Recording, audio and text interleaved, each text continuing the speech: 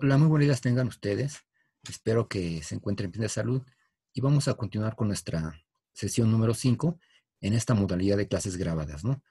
Bien, la sesión pasada, es decir, en la sesión 4, estuvimos trabajando nosotros con lo que fue principalmente la comparación de las obras de teatro en distintas épocas o en distintas corrientes literarias, ¿no? Y como ustedes pudieron observar en la lectura de los pequeños fragmentos que les puse en la pantalla, se dieron cuenta de los diferentes tipos de palabras o expresiones que se van utilizando o la forma de hablar de cada época de la obra de teatro, ¿no? El tema que vamos a empezar a desarrollar hoy, se llama búsqueda de palabras desconocidas en los diccionarios, ¿no? Bueno, este tema es un tema pues un poco controversial porque vamos a ver nosotros que el lenguaje que utilizamos nosotros es un lenguaje polisémico. Y como yo ya anteriormente les había comentado en las clases normales, el lenguaje polisémico son todas aquellas palabras que tienen más de dos significados. Y por lo tanto, vamos a ver que el significado real va a depender de un contexto. Entonces, eso es lo que vamos a empezar a encontrar aquí.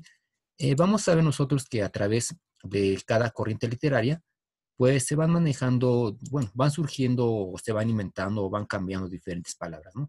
Y esas palabras van a formar parte de lo que es el lenguaje.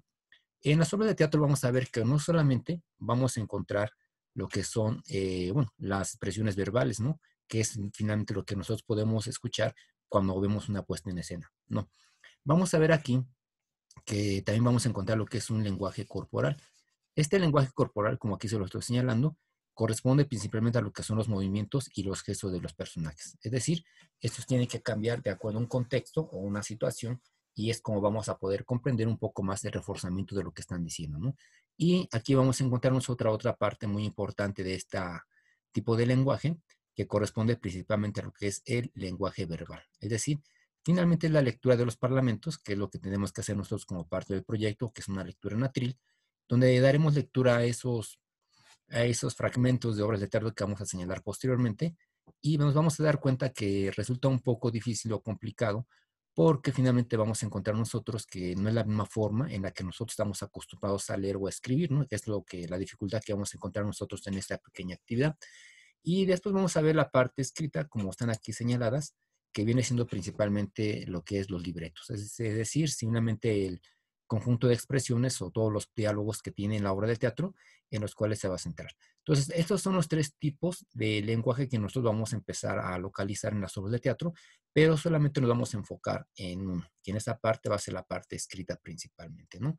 Entonces, vamos a ver que en este pequeño fragmento de las obras de teatro, vamos a encontrar nosotros, perdón, aquí vamos a encontrar una definición muy importante, que esta sí quiero que la anoten en su cuaderno o que lo tomen fotografía, si es que tiene a la mano su teléfono, si no, posteriormente pues solamente vuelven a ver el video y la van pausando, ¿no?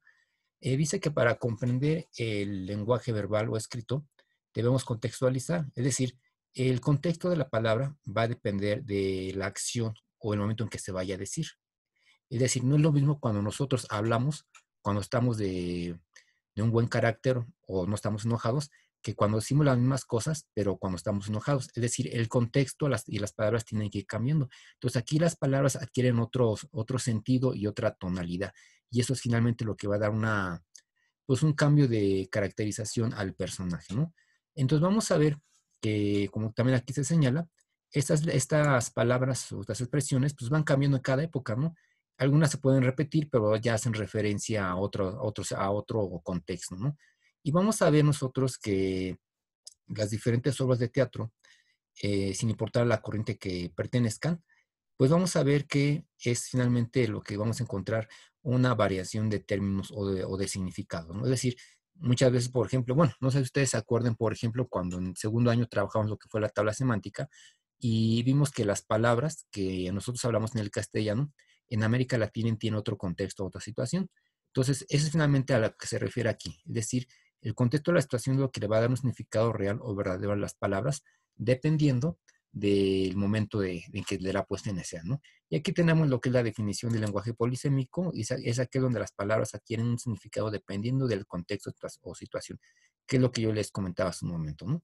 Entonces vamos a ver que estos lenguajes han ido pues, variando, cambiando. Aquí tenemos un fragmento más del cumpleaños del rey, que es la obra de teatro que empezamos a analizar nosotros la sesión pasada. Y si ustedes se dan cuenta y le empiezan a leer de manera pausada, pues van a encontrar diferentes palabras que se encuentran resaltadas con rojo, ¿no? Estas palabras que están aquí señaladas, pues tienen un significado contextual o un significado de una época o de una región, por decirlo también, ¿no? Entonces vamos a ver que para poder comprender estas palabras, pues nosotros en ocasiones tendríamos que acudir directamente a un diccionario, ¿no? El cual pues nos quita un poco de tiempo en lo que vamos pasando letra por letra y vamos localizando la palabra y buscamos el contexto del significado, ¿no? Para hacer esto un poco más sencillo y un poco más rápido, vamos a dar lo que es el significado contextual. Es decir, el significado contextual es cuando nosotros vamos a localizar la palabra y en lugar de seguir leyendo, nos vamos a retroceder unos renglones hacia atrás o un renglón hacia atrás y él nos va a dar finalmente el significado de la palabra, ¿no? Por ejemplo, aquí tenemos la palabra roncos. Bueno, en el Parlamento de Tristán dice, ya los roncos tambores dan al aire las noticias, albricias ricardas. Entonces vamos a ver, para empezar, Ricardas pues, viene siendo lo que es un nombre propio, que es un personaje más, ¿no? De la obra de teatro. Pero aquí vamos a encontrar nosotros dos términos muy importantes, roncos y albricias. Si ustedes recurren al diccionario, pues vamos a ver que, bueno, del ronco pues nos va a decir persona que tiene una voz muy aguda o grave, por ejemplo, ¿no? Entonces, y eso no se apega directamente al contexto. Dice Tristán, ya los roncos tambores. Entonces, aquí nos hace finalmente dar a entender que es el sonido que es muy fuerte de los tambores que comienzan a tocar cuando se sabe que es la fiesta del rey, ¿no? Y aquí albricias tiene pues, diferentes significados, ¿no? De acuerdo aquí al contexto que se maneja, pues vamos a ver que es finalmente para dar bueno, albricia significa dar a conocer una noticia, ¿no? Pero cuando nosotros la encontramos con signos de admiración, hace referencia a una expresión de alegría, una noticia o un llamado de alegría. Entonces, en este caso, nos da a entender que los tambores están sonando de manera muy fuerte porque pues se dio a conocer lo que era el cumpleaños del rey, ¿no? Entonces, y así vamos a encontrar nosotros diferentes palabras, ¿no?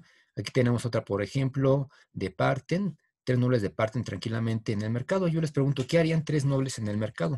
Aparte de comprar, pues cuando se va al mercado se va a platicar, ¿no? Entonces, aquí departen vendría siendo como un significado, un sinónimo principalmente de hablar o dialogar.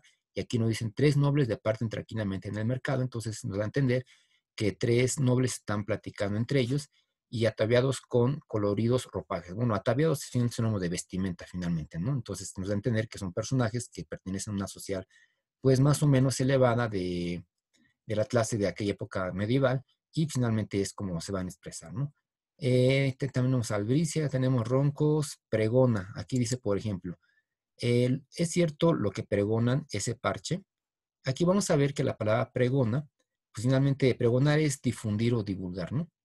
Entonces, aquí lo que están cuestionando finalmente es si realmente es el cumpleaños del rey. Y aquí la palabra parche, si nosotros la buscamos en el diccionario, como yo hace rato lo hice, que me generó confusiones, hace referencia principalmente a poder subsanar un hoyo en cualquier superficie, ¿no? Es decir, taparlo en pocas palabras, ¿no? Como los baches de la ciudad, que son solamente parches, entonces así es finalmente lo que es un parche, ¿no? Pero de acuerdo a ese contexto, la palabra parche significa fiesta. Ajá. Dice, es cierto lo que pregona ese parche que resuena, es decir, es cierto lo que la fiesta, bueno, es cierto lo que los tambores están anunciando, que es la fiesta del rey. Esa es finalmente la palabra parche, ¿no? Entonces vamos a ver que en todas las corrientes literarias que nosotros vayamos viendo, como que ya vimos en segundo año y que seguramente ustedes van a continuar viendo en la parte de la preparatoria, pues vamos a encontrar nosotros ese tipo de expresiones que nosotros las conocemos con un término diferente, pero que en el contexto, pues finalmente vamos a ver nosotros que dicen otra cosa, ¿no? Entonces, este es un tema que es como una especie de complemento nada más al tema anterior, que viene marcado con otro título, pero tenemos que finalmente concluir, ¿no? Bien, es un tema corto, lo vamos a concluir de la siguiente forma, ¿no? Yo solamente de tarea les voy a pedir lo siguiente. Es recortar y pegar un fragmento de cualquier obra de teatro. Es decir, si ustedes quieren trabajar con la época medieval, la época griega, el Renacimiento, el Romanticismo, el Modernismo, el vanguardismo y todas sus derivaciones, que todas tienen obras de teatro. Entonces, elijan la que más les gusta, la que tengan a la mano, la que no les cause mucho conflicto en el momento de leerla, pero nada más procuren investigar que sea la obra con el lenguaje original. Es decir, vamos a ver que actualmente si nosotros buscamos en Internet, vamos a encontrar obras ya que están actualizadas y tienen un lenguaje un poco más fluido, ¿no? Es decir, un lenguaje pues moderno o actualizado, ¿no? Entonces, ya aquí les voy a pedir solamente que ustedes busquen la obra, que tenga el lenguaje característico de la región, bueno, de la época o de la corriente literaria a la cual hacen referencia, para que ustedes vayan viendo y vayan subrayando las palabras desconocidas. En este caso, yo les voy a pedir que de la obra de teatro que ustedes vayan subrayando, pues solamente les voy a pedir que me subrayen 10 palabras. Es decir, 10 palabras, no las van a buscar en el diccionario, simplemente las van a buscar de manera contextual. Es decir, así como lo hicimos con el ejemplo anterior, que es de las ataviadas, de parten y todo lo demás, pregona, parche y vedo, por ejemplo, eso es lo que van a hacer ustedes como parte de esta actividad. Y entonces ustedes solamente copian sus palabras, de acuerdo al contexto, escriben lo que ustedes entendieron. Recuerden que para poder contextualizar una palabra nos tenemos que regresar un renglón a la lectura para poderla entender, ¿no? En el caso de los parlamentos, pues es lo mismo, es hasta más sencillo poderlo hacer, ¿no? Bien, y también no se les olvide hacer su resumen de 10 renglones como mínimo, ¿sí? También, por favor, recuerden a sus compañeros que no me han registrado. Bueno, tengo un listado de personas que me han enviado sus actividades o sus evidencias. Entonces, coméntenles, por favor, si saben de sus compañeros que no están haciendo esas actividades, coméntenles, por favor, para que las vayan realizando y se pongan al corriente con las clases que estamos dando y no se atrasen, ¿no?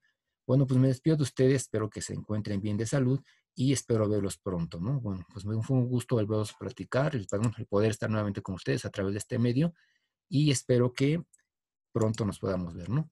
No se les olvide hacer su tarea, que es finalmente la que me interesa ahorita para poder llevar a cabo su registro de actividades, ¿no? Bueno, me despido de ustedes, muchas gracias, hasta luego y nos vemos pronto.